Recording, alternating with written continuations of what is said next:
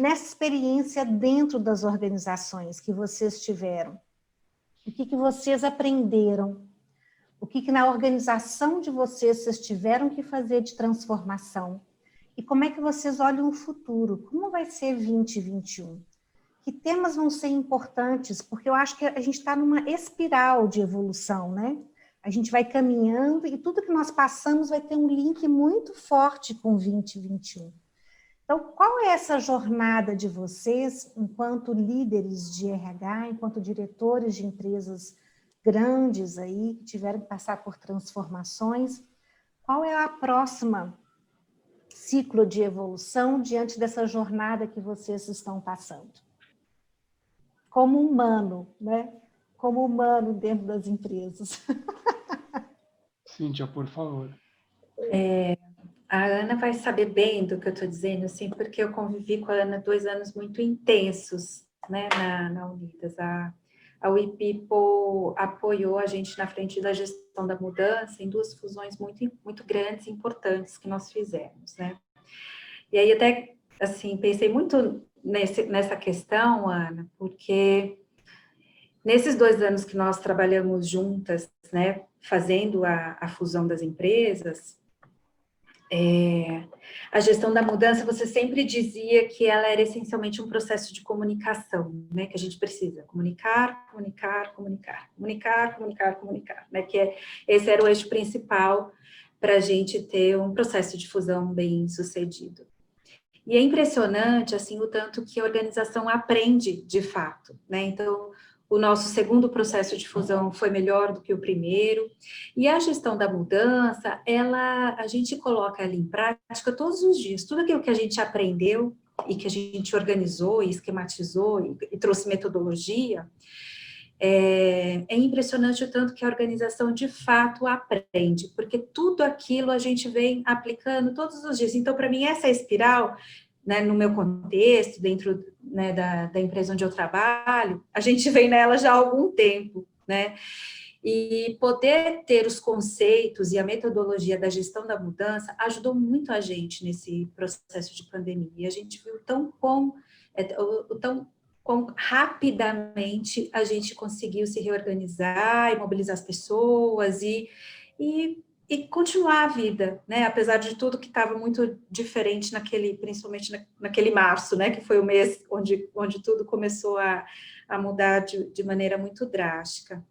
Então, essa questão das organizações que aprendem, que é uma coisa que você sempre coloca no grupo, sempre traz material para a gente, que você acredita muito, né, nessa competência de aprender que as organizações têm, eu pude perceber que esses aprendizados anteriores nos ajudaram, nos favoreceram muito a fazer um bom enfrentamento da pandemia, e hoje a gente pode perceber que as pessoas mais facilmente se ajustam e se adaptam, porque a gente adota sempre uma estratégia da comunicação transparente, no momento correto, e sempre de cima para baixo, alinhado com todos os níveis, né?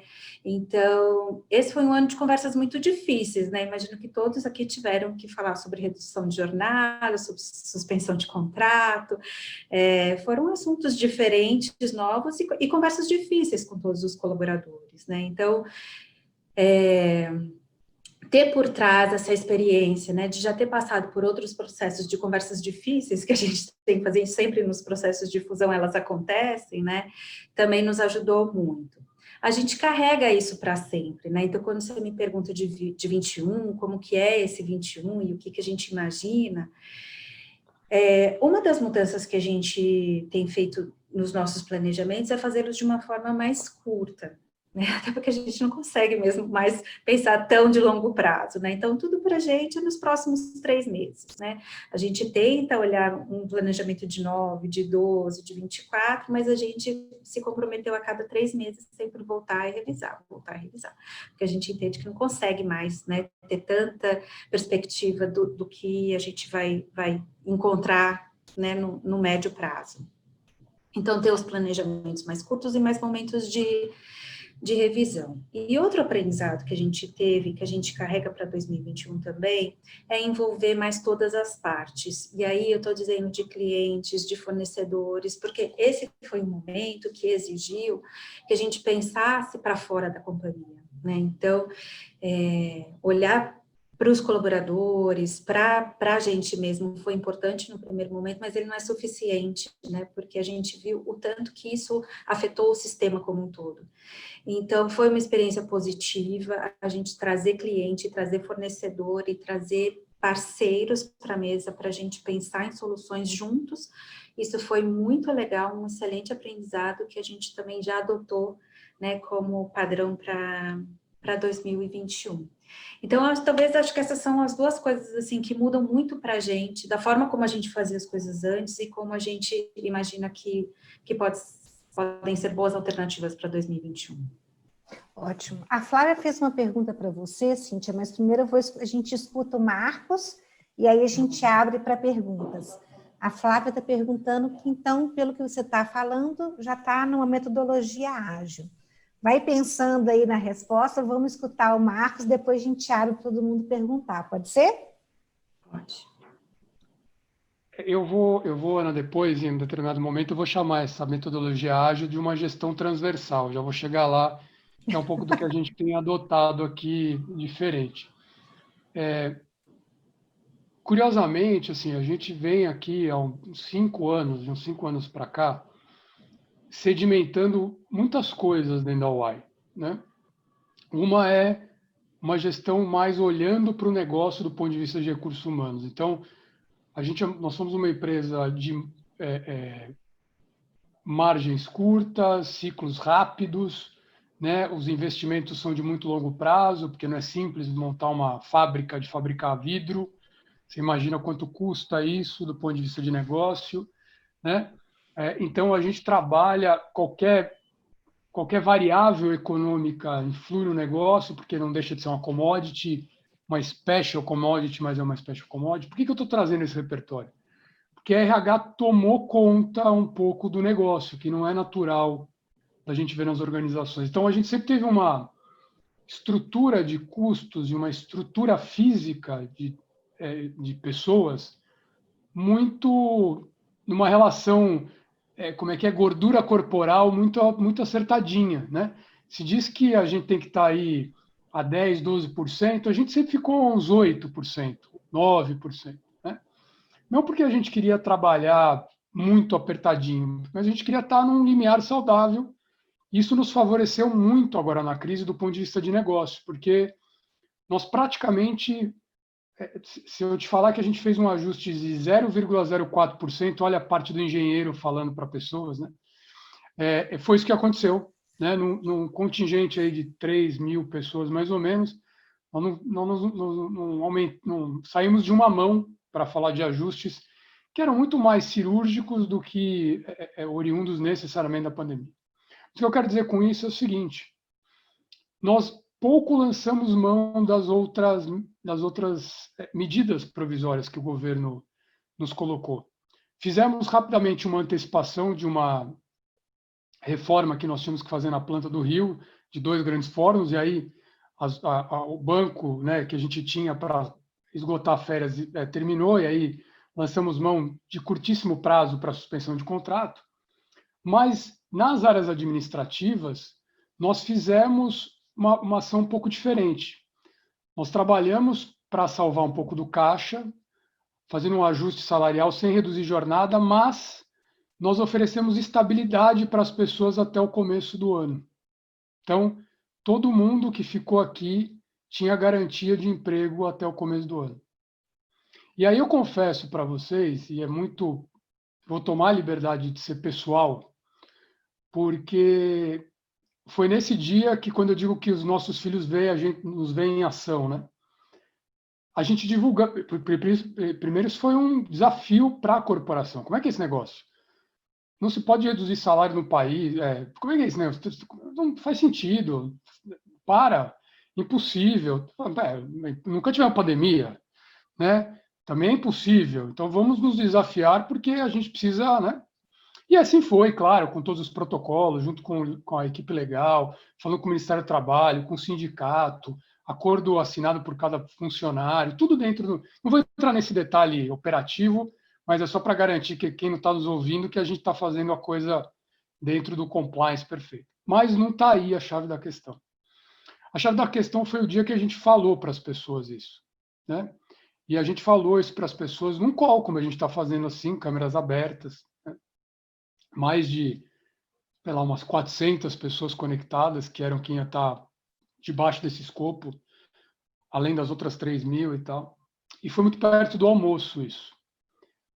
E eu saí emocionado dessa conversa, porque a resposta das pessoas era um negócio impressionante, assim, de dizer que não tinham dúvidas de ter escolhido a empresa correta, que no meio de tanta instabilidade a gente dando segurança, pessoas dizendo que era o único recurso que tinha em casa porque o marido perdeu o emprego, a filha perdeu o emprego. E eu confesso a vocês que eu sentei na mesa com os meus filhos e falei, olha, desculpa a arrogância, mas hoje vocês podem ter orgulho do pai de vocês, porque a gente fez o que tinha que fazer. A gente olhou para o negócio está salvo do ponto de vista de caixa e tal, e a gente cuidou das pessoas, né? Isso foi tão emblemático, eu preciso dividir isso com vocês, porque agora, recentemente, a gente teve a pesquisa de engajamento, fazemos todo ano e tal, né? Primeiro que a participação é voluntária, tivemos 94% de participação, né? Considerando que eu tenho gente de férias e gente afastada que é grupo de risco, 94% é 100%, basicamente. E a gente teve um dos índices mais altos que a gente já podia ter tido de resultado, né? Então, e a gente foi aprendendo, né, com essa gestão mais aberta, mais direta, o quanto realmente as pessoas são a chave da organização, né? Eu falo isso por quê, né? Porque a gente foi criando, a Cíntia falou, puxa, essa questão da comunicação, né? Como a gente vem estruturando, como o negócio, né? O business, o custo está bem resolvido, né? Eu tenho um espaço de agenda de RH que normalmente a gente não ocupa na organização, né? Ah, não é esse cara que vem abraçar a árvore, né? Não é essa história de bastidor que às vezes a gente escuta, não. Deixa eu escutar o que ele tem a falar no lado soft, porque o hard está bem resolvido, né? Então, assim, que às vezes a gente não se atenta tanto ao hard, não cria esse espaço estratégico do ponto de vista de business, e aí não consegue juntar a agenda de pessoas. Bom, isso posto, a gente manteve algumas atividades que a gente já tinha de comunicação no presencial, no virtual. Então, por exemplo, a gente tinha o hábito de fazer um face-to-face, e continuamos fazendo isso no virtual, e bombou, muito mais que o presencial, porque a gente conectava todo mundo da região, né?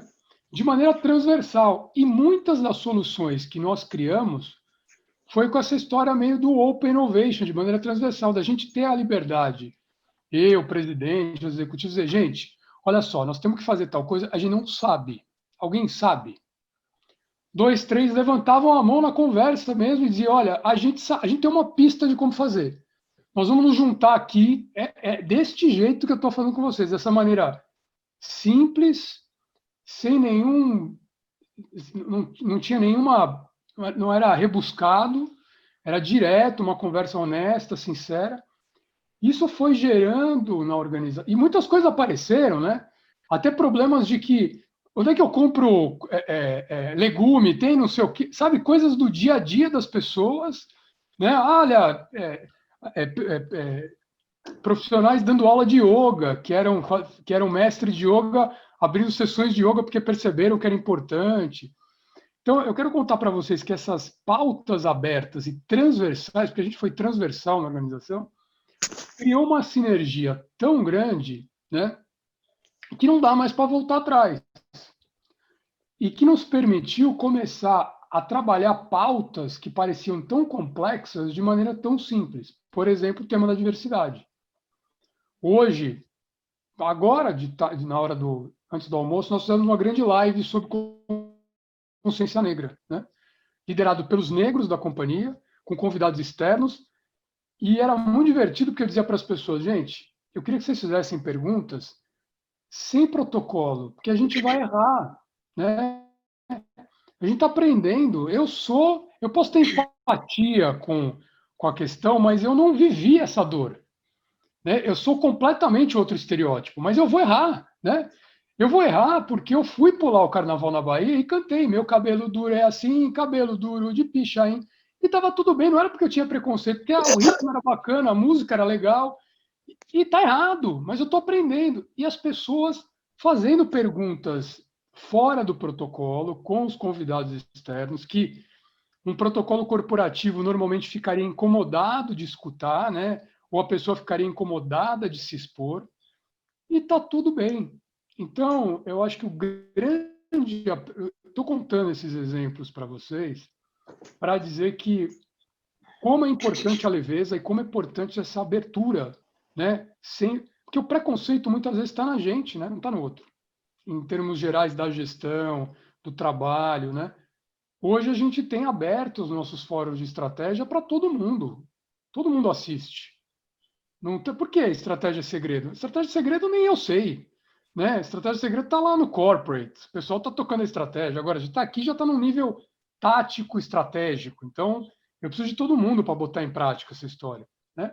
Então, a gente tem trabalhado, inclusive com os programas de desenvolvimento, né?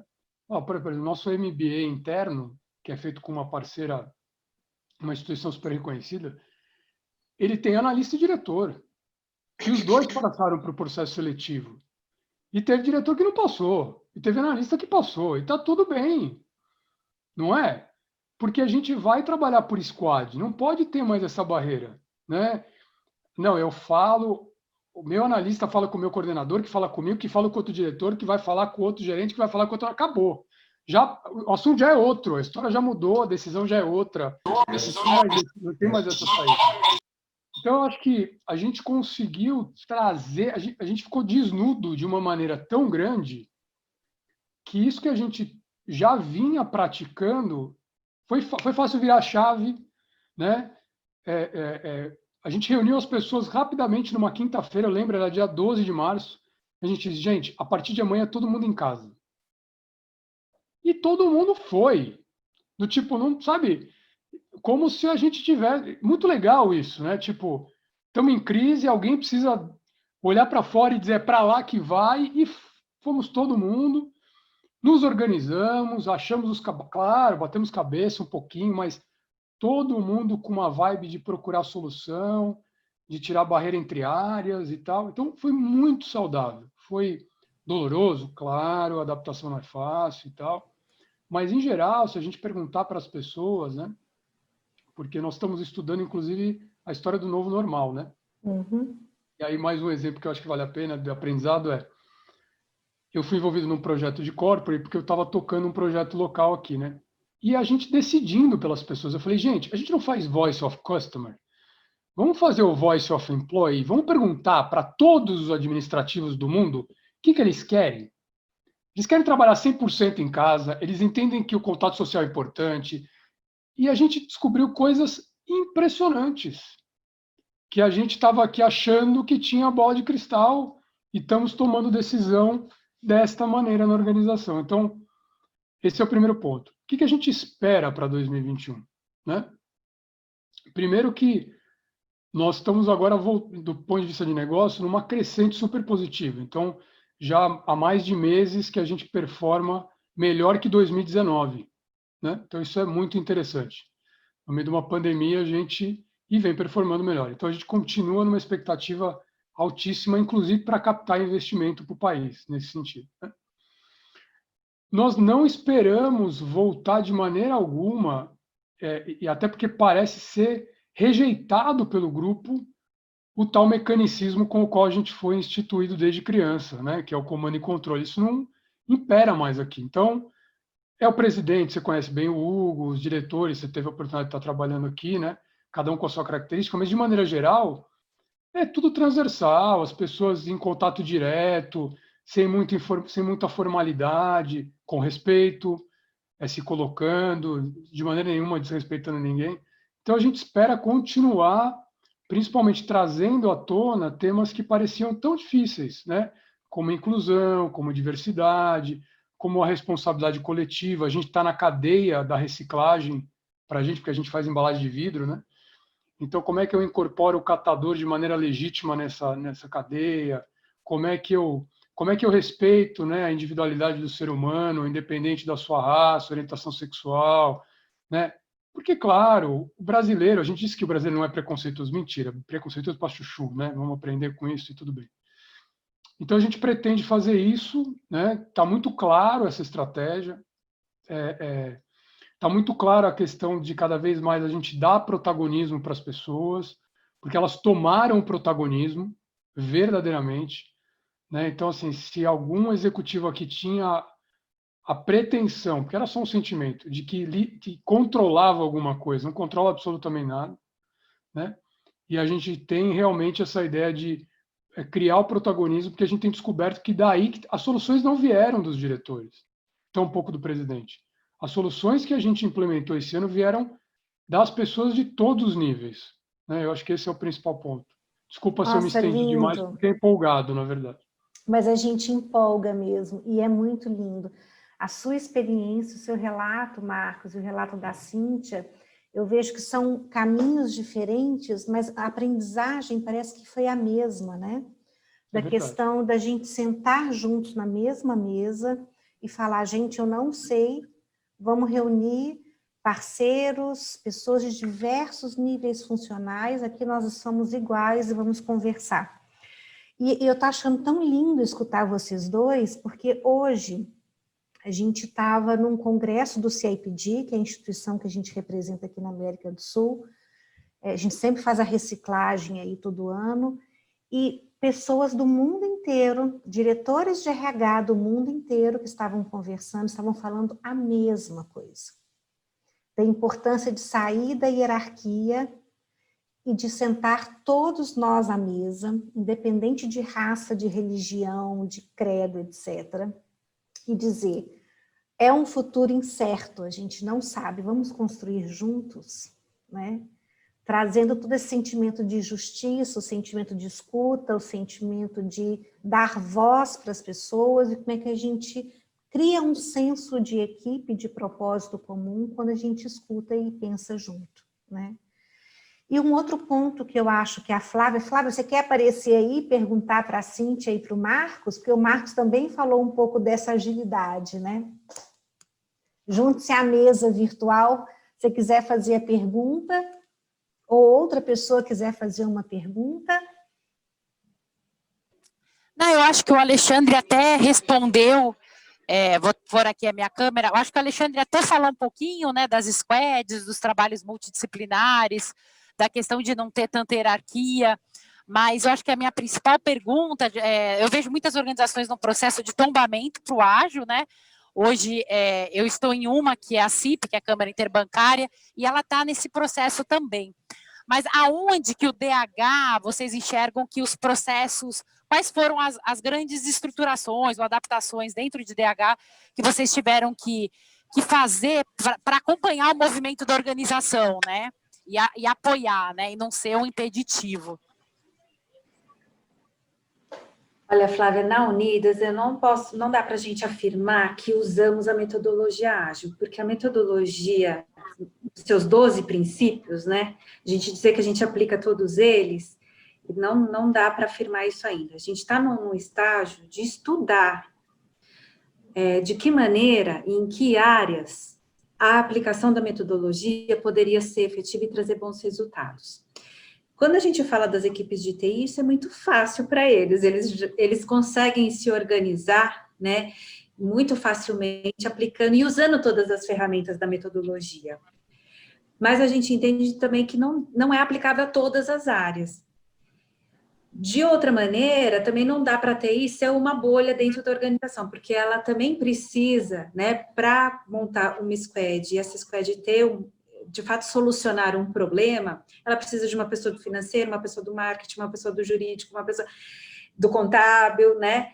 E se todo mundo não compreender a importância desses multiconhecimentos dentro de uma squad, e você ajustar o seu modelo de recompensa, de reconhecimento, de avaliação, de maneira, né, que eu que pertenço a essa squad seja reconhecido pela solução que eu encontrei, e não porque eu sou da diretoria financeira, da diretoria jurídica, né? Então, a gente ainda está entendendo de que maneira a gente pode, de fato, aplicar a metodologia de maneira que ela seja transversal e ela não seja só uma bolha dentro da TI. né? Então, a gente está no caminho, mas não posso, depois de estudar bastante sobre a metodologia, não posso dizer que a gente utiliza, não, que nós trabalhamos com a metodologia nos seus 12 princípios. E hoje eu escutei uma coisa bem bacana, dizendo que muitas vezes, para trazer uma metodologia ágil, você tem que criar uma cultura de aprendizagem dentro da empresa, né? O aprender como base, para que as pessoas, igual você falou, financeiro, TI, RH, sentam na mesma mesa e fazem esse movimento que você e o Marcos relataram tão lindamente, assim, né? Eu acho que trazer isso que você pensa, o que eu penso, como é que a gente... E eu acho que até a diversidade vem muito disso. Eu sou diferente da Cíntia, pensamos diferentes, eu e o Marcos, mas como é que a gente se escuta e cria algo diferente, né? Isso é uma cultura de adaptabilidade, de aprendizagem. E eu acredito nisso, que isso é uma base para toda a questão do ágil. Não sei se você pensa igual, Marcos, você quer complementar alguma coisa? Eu estou até com medo, Ana, porque é a segunda vez que a gente conversa. Estou ficando com medo já, estou começando a me preocupar, né? Porque tá meio estranha essa conversa. Porque eu ia entrar exatamente na tua linha. A gente não então, tem... eu vou finalizar a nossa conversa entrando numa outra linha que você falou, tá? Não, peraí, já tá bom, deixa eu falar da ágil aqui. A gente não tem, Flávia, estrutura ágil aqui tão pouco, né? A gente não segue a metodologia, e eu ia comentar exatamente o que a Ana falou. Assim, a gente tem procurado criar maneiras de estruturar a empresa que aprende.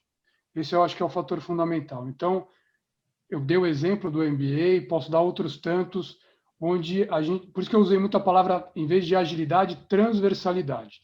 Né? A gente precisa ser transversal na organização, né? Então, que é a tal também da metodologia do Open Innovation, é um pouco disso que a gente está fazendo, né? Conectando a rede de maneira muito mais ativa. E é impressionante, eu brincava aqui na companhia que a gente é uma empresa que gosta muito de gincana. Acho que a Ana escutou isso uma vez, numa reunião que eu fiz. Porque é impressionante como nós éramos rápido. Vinha uma demanda, o grupo se juntava, como companhia, de maneira geral, e a gente ia atrás de resolver o problema, né? E às vezes até competindo não entre as áreas, mas entre os country groups e tal, tinha né? Isso foi muito favorável, porque quando você vai para a transversalidade e já tem esse espírito de buscar soluções e trabalhar, né? É muito mais simples, porque o foco está na solução, o foco não está no erro, não está em culpar um ou outro, então isso facilita muito. Mas a gente não tem metodologia ágil aqui, mas é muito curioso que você não vai ver projetos liderados apenas por uma área, você não vai ver soluções trazidas apenas por uma área. É muito curioso isso nessa organização. É muito emblemático. Não tem essa história, não, eu não sei o que está acontecendo lá, por exemplo, no financeiro. Mentira, eu sei absolutamente tudo. Consigo fazer o fechamento e o financeiro consegue falar de RH. E é muito curioso isso, né? E com manufatura e vendas e logística, né? E os problemas vêm para a mesa. Então, os nossos fóruns de decisão, eles são construídos de maneira colegiada, de verdade. Não é aquele colegiado que a gente estruturou há anos atrás, né? Que eram comitês de calibração, comitês de não sei o quê. Não. São comitês de trabalho, comitês de decisão. E as decisões são colegiadas. Esse é o ponto. Nem sei se nós vamos chegar na metodologia ágil, que é capaz de, quando a gente chegar lá, ela já mudou. Né? Já é outra metodologia. Né? Esse é outro ponto. A gente está mais preocupado em entender o conceito, entender como a gente, de maneira suave, porque eu acho que tem essa suavidade de trazer isso para a organização, porque daqui a pouco ela mudou, né? Já não é mais metodologia ágil. E a gente pode ir usando as ferramentas, né, Marcos? Assim, isso. A metodologia, ela é composta por inúmeras ferramentas, então você pode usá-las isoladamente, e os princípios, por exemplo, um desses que o Marcos está falando, da transversalidade e da diminuição das hierarquias, é um dos princípios. né? Então, eles falam muito de grupos autogerenciáveis, né? De que dentro de uma squad, não necessariamente o gerente é o líder da squad, pode ser o assistente, pode ser o analista, pode ser a pessoa que mais entende ou que está mais capacitada para solucionar aquele problema. Então, a gente pode não aplicar os princípios na sua integralidade, mas a gente pode ir usando as ferramentas. Então, por exemplo, porque eu digo principalmente para a gente que o princípio número 1 da metodologia é colocar o cliente no centro. Então, a gente, assim, entende que ainda não, isso para a gente não é uma verdade, a gente não faz isso em 100% das vezes, né? A gente ainda precisa exercitar mais isso, colocar o cliente no centro. E as soluções têm que, né, os problemas que o cliente traz, as soluções que a gente tem que desenvolver, tem que estar centradas no cliente. Então, para a gente, ainda tem um caminho para dizer que fazemos isso 100%. Então, se você ir aplicando aos poucos, usando as ferramentas e os princípios, você já vai se beneficiar de muitas coisas, porque a metodologia é legal e traz muitas vantagens e amadurecimento para a organização. Mas quando você olha, né, organizações 100% ágeis, que são, assim, eu acho que as startups a gente pode dizer que sim, porque elas já nascem desse jeito, e para a gente é difícil fazer o tombamento e a transição, porque a cultura é concreta, né, assim, as estruturas são como pilastras, assim, então para você ir lá, mexer e falar, não, agora, né, nós vamos ser ágil, eu não consigo ver um tombamento assim, você vai aos poucos, você pega um princípio aqui, pega outro ali, usa uma ferramenta daqui, outra daí, e ali você vai aos poucos trazendo os elementos da cultura ágil para dentro da sua cultura e fazendo essa mistura, né? Então, Cíntia, eu acho que aí tem um ponto-chave, que é o que você comentou, que assim, a gente vem num trabalho de alguns anos trabalhando com o C-Level, porque a gente precisa que essas barreiras, que às vezes nem são físicas, elas sejam removidas aqui em cima, porque isso aqui bem resolvido, né?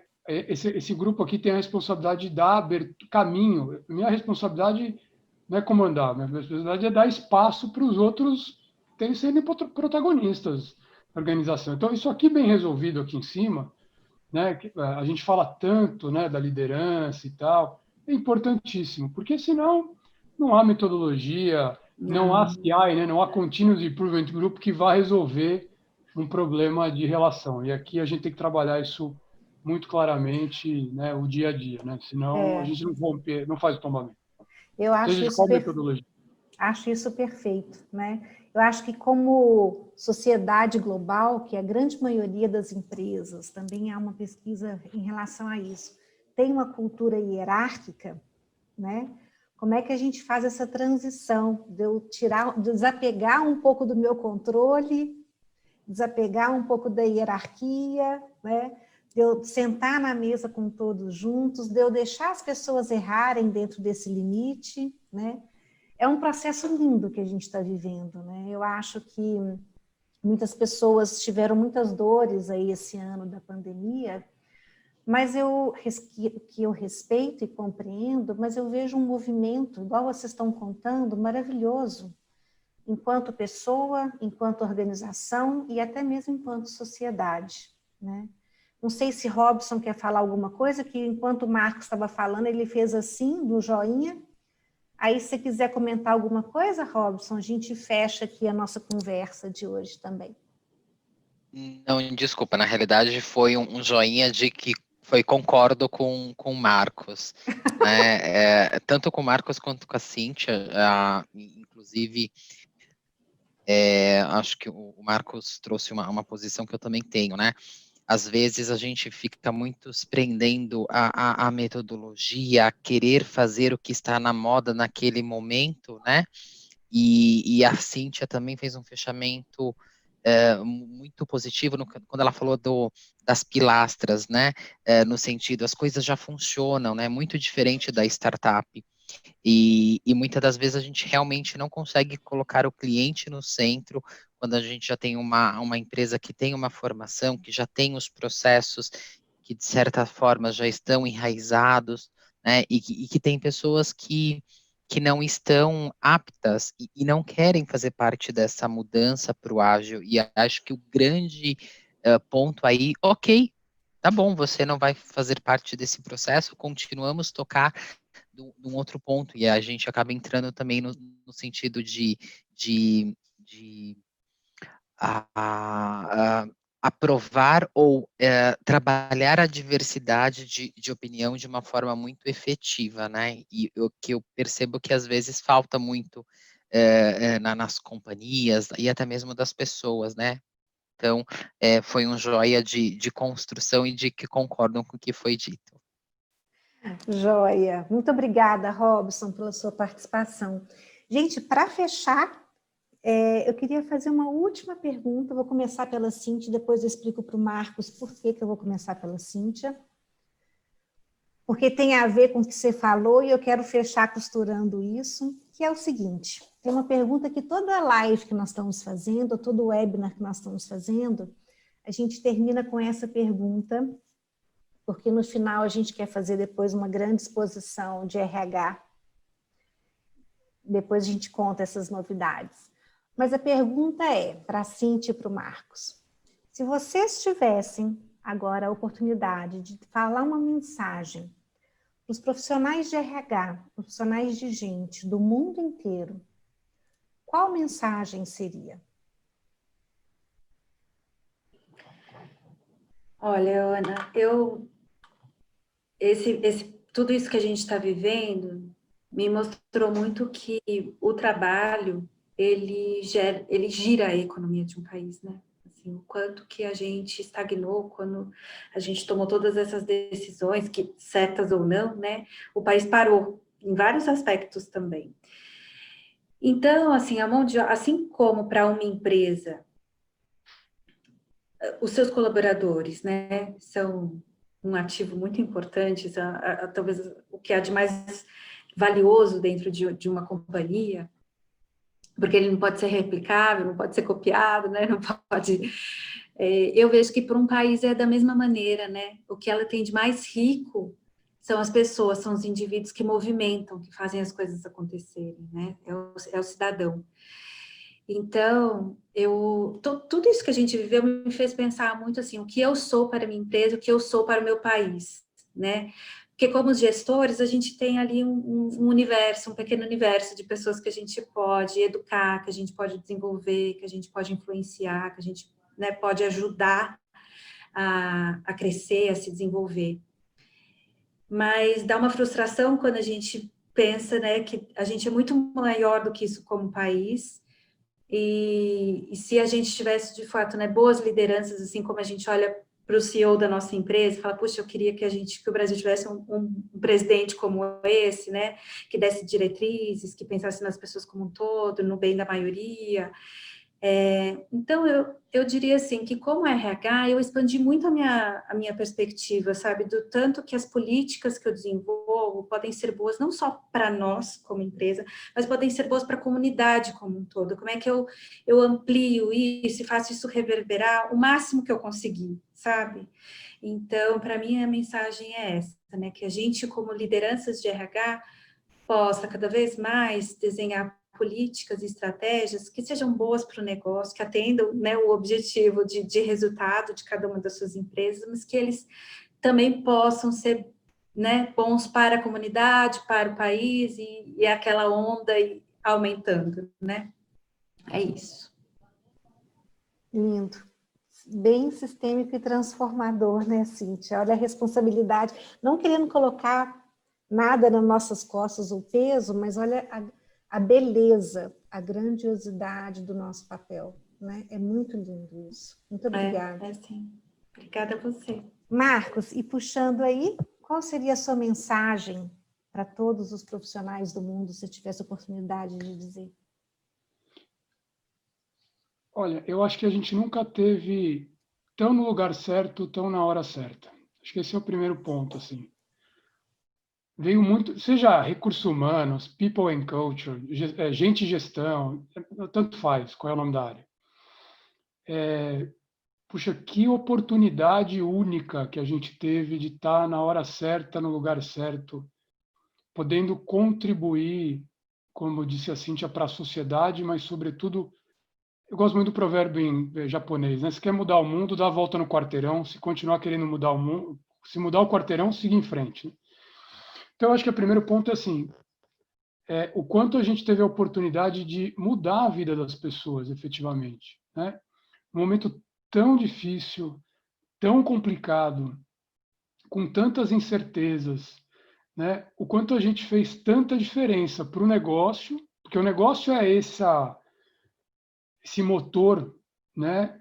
Ou propulsor, como eu disse a Cíntia, da economia, faz a economia girar e tal, né? E como a gente trouxe para as pessoas também o seu protagonismo, né?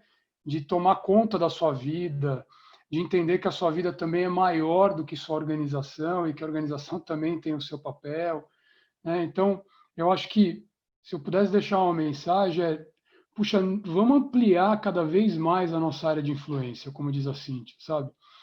Vamos, não só para dentro, mas para fora da organização, ajudando as pessoas, efetivamente, né? Quantas pessoas se conectaram comigo nesse momento tão difícil da carreira, que estavam em transição, que tinham tanta competência, precisavam muito mais era de uma orientação, né?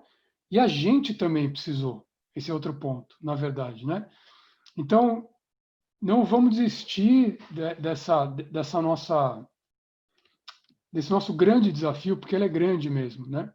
De ampliar nossa rede de influência para ajudar as pessoas e as organizações como um todo, não só a nossa, porque seria muito pobre, muito egoísta querer só ajudar a nossa frente a tudo que a gente está vivendo, né?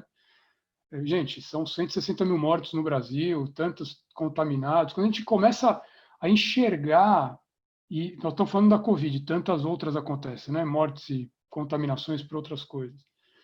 E como é que a gente aproveita? Eu tenho escutado e tenho me conectado com muito conselheiro, até dos conselhos que eu faço parte e tal, que ainda não tem a crença. Eu ainda acredito na mudança da humanidade. Eu acho que a pandemia pode ser uma grande lição. Verdadeiramente, eu acredito que a gente vai mudar de patamar.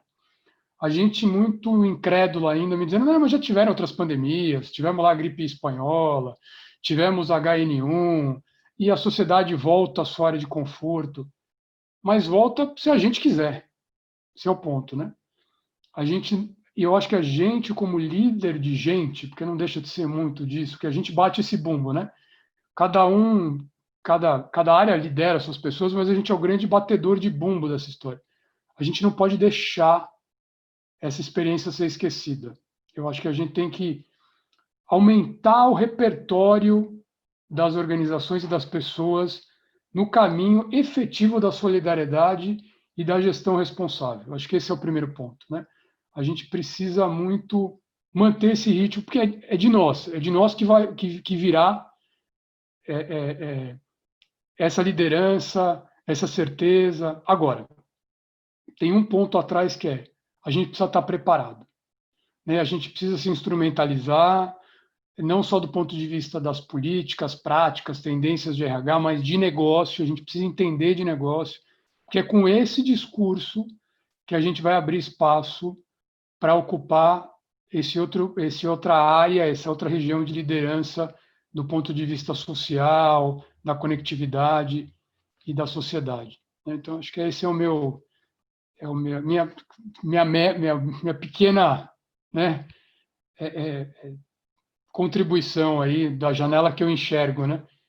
Que olhando para a nossa telinha, é um pedacinho das 12 que estão aí, então é só um pedacinho, mas é daqui eu enxergo. Lindo. Só vou ler, então, a mensagem da Thaís, né?